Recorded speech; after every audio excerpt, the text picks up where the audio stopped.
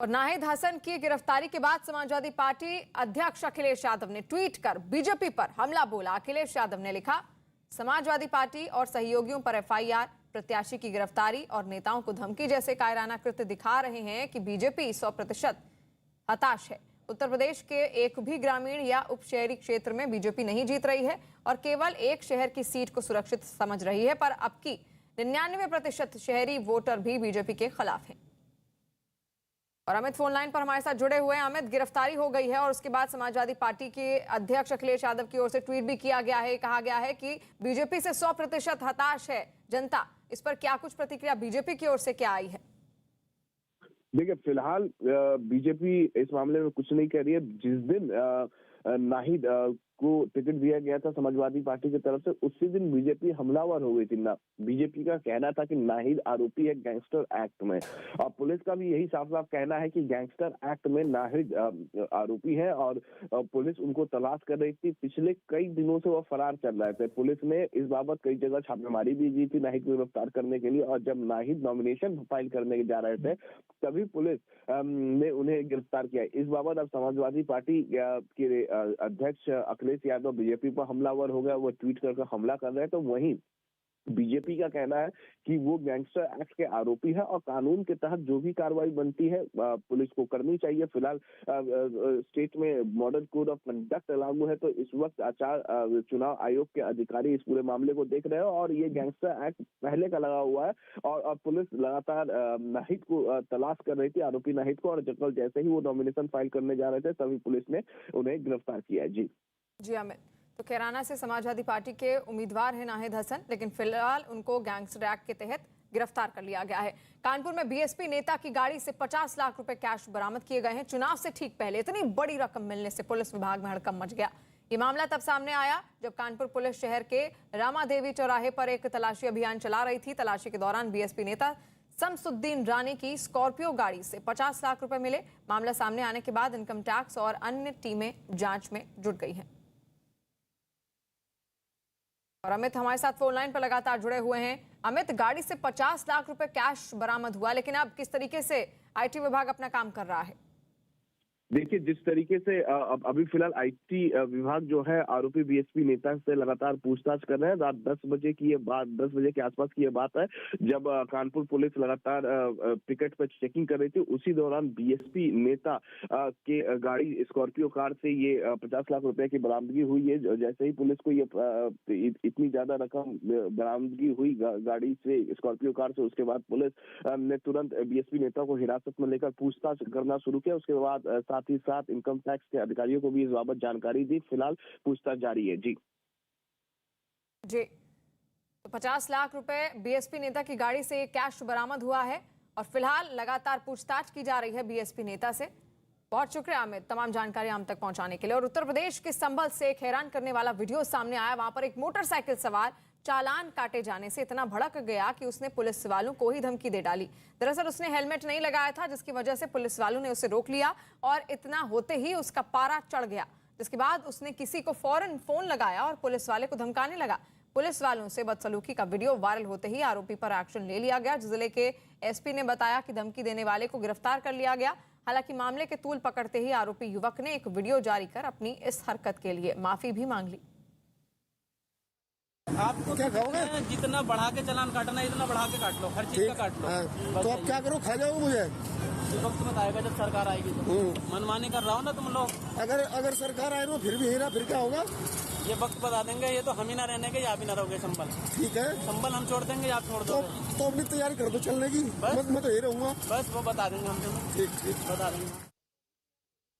आज सुबह थाना कोतवाली संभल में एक वायरल वीडियो का संज्ञान लेते हुए एक व्यक्ति जिसका नाम मोहम्मद अशरफ है, ये मियाँ सराय का रहने वाला है, इसको निरोधात्मक धाराओं के तहत गिरफ्तार किया गया है। इसके द्वारा ट्रैफिक चालान होने पर उपस्थित पुलिस वालों के साथ अभद्रता का व्यवहार किया गया था। इसके विरुद्ध वैधानिक कार्रवाई की जा रही है। 3 दिन पहले की जो वीडियो वायरल हो रही है, मेरा पूर्व में पहले भी चालान हो गया था और फिर मेरा चालान हो रहा था, तो मैं तैश में आ गया था और मैंने जो है जो भी अल्फाज मैंने कहे उसके लिए मैं क्षमा चाहता हूँ। मैं किसी राजनीतिक पार्टी से कोई ताल्लुक़ नहीं रखता। मैं तो सिर्फ ऑल इंडिया जमीयत उल उलमा हिंद का एक पदाधिकारी हूँ। और उत्तर प्रदेश विधानसभा चुनाव 2022 से पहले आजम खान के बेटे अब्दुल्ला आजम सीतापुर जेल से रिहा हो गए। जेल से बाहर आते ही अब्दुल्ला आजम ने बीजेपी सरकार पर हमला बोला। उन्होंने कहा कि मैं चुनाव लड़ूंगा भी और जीतूंगा भी। अब्दुल्ला आजम ने दावा किया कि अखिलेश यादव 200% मुख्यमंत्री बनेंगे। अब्दुल्ला आजम ने स्वामी प्रसाद मौर्य के समाजवादी पार्टी में शामिल होने के सवाल पर कहा कि वो बड़े नेता हैं और उनके आने से पार्टी को फायदा होगा। अखिलेश जी मुख्यमंत्री बनेंगे दोबारा 200%। आदेव जी का कोई संदेश अखिलेश जी के लिए? बस उन्होंने अपनी मोहब्बतें दी हैं, अपनी दुआएं दी हैं, अपना प्यार दिया है और अपनी दुआएं दी हैं कि खुदा करे आने वाली 10 तारीख के बाद वो दोबारा इस प्रदेश के मुखिया बने। अच्छी बात है, बड़े नेता हैं, सम्मानित नेता हैं, जनाधार के नेता हैं, ज़मीनी नेता हैं, उनके आने से फ़ायदा होगा। और वो क्यों आए? क्योंकि समाज का एक बहुत बड़ा हिस्सा बहुत प्रताड़ित किया गया है, फर्जी मुकदमों में फंसा गया है। और उत्तर प्रदेश के मेरठ में कांग्रेस के हस्तिनापुर प्रत्याशी एक्ट्रेस और मॉडल अर्चना गौतम पर हिंदू महासभा भड़क गई है। हिंदू महासभा का आरोप है कि हस्तिनापुर की पावन धरती से ऐसे प्रत्याशी का उतारना संस्कृति का अपमान है। अखिल भारतीय हिंदू महासभा के प्रदेश प्रवक्ता अभिषेक अग्रवाल ने कहा कि अगर ऐसी प्रत्याशी हस्तिनापुर से जीत जाएंगी तो वो शहर के मशहूर घंटाघर पर गर्दन कटवा देंगे।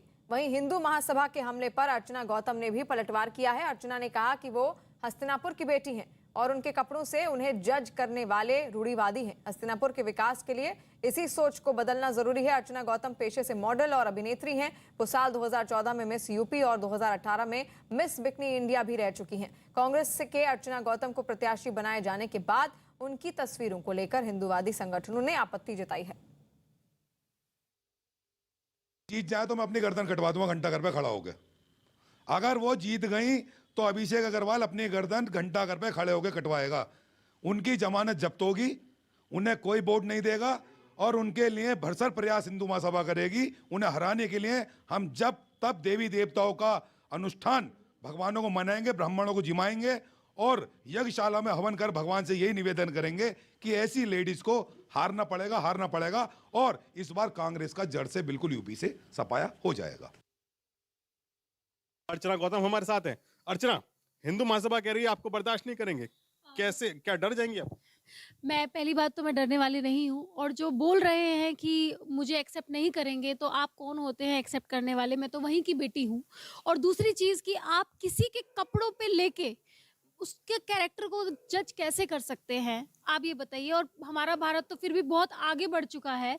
जैसे कि हमारे बाबा साहब ने बोला था कि लड़कियों को आगे बढ़ना चाहिए, उनको अपने हक की लड़ाई लड़नी चाहिए, तो वो भी मैं वो कर रही हूँ। और तीसरी बात ये है कि मैंने इंडिया को रिप्रेजेंट किया है, मैंने भारत का नेतृत्व किया है, तो इसमें मैंने कोई किसी का कत्ल नहीं किया, मैंने किसी को मारा नहीं है। मैंने खुद अपने पैरों पर खड़े होकर मैं भारत से बाहर गई हूँ और वहाँ पर इंडिया को रिप्रेजेंट किया है। तो वो मेरा काम था जो मैंने किया। तो मेरी प्रोफेशनल लाइफ और मेरी पर्सनल लाइफ को दोनों को मिक्स किया जा रहा है। लेकिन अब अभिनेत्री से नेत्री बन गई है, बदलाव भी आए होंगे, कैसे बदलाव आए हैं और क्या इस सोच में बदलाव होना जरूरी है क्या?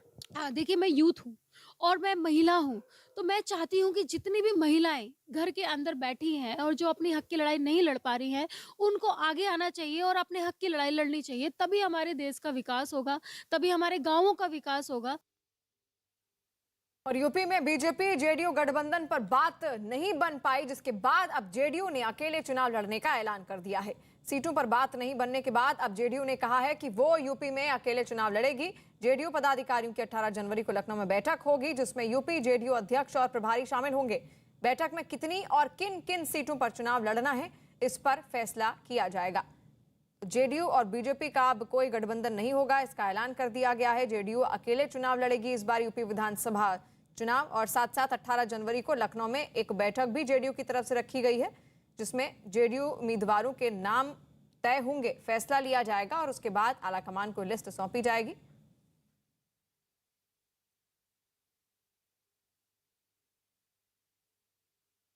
आपको बता दें कि यूपी में बीजेपी और जेडीयू के बीच में सीट बंटवारे को लेकर बात नहीं बन पाई है, सहमति नहीं बन पाई है और ऐसे में जेडीयू ने अब अकेले ही चुनाव लड़ने का ऐलान कर दिया है।